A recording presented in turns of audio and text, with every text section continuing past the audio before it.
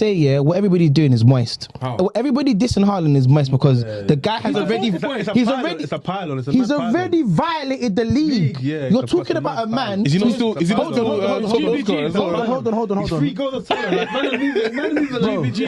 Bro, hold on. So a man moved into your area, yeah. He's robbed everybody's back. He's robbed everybody's lunch. He's come to your school. He's robbed everybody's lunch money. And then there's 1 year he took everybody. He took your brethren's girl. Yeah, he's done everything. And then there's 1 year he's popped down. The man are saying, you man are moist. You man are moist. He went SCN quicks. It's GBG. You're even more moist because the guy who's now moist ran the school. He ran your area for 2 years. Well, now he's moist, isn't it? So what? So what are you guys? Are you not more moist than him? No, we're not more moist, bro. You're moist. No, you got bullied by a moist guy. They couldn't speak up when he was... Exactly. No, when he was on around. badness, And he's still got the second Christmas gal in the school. Exactly. He's still out here doing his thing. It's just that his thing is a little bit. And then next year he can come back and still be the baddest guy.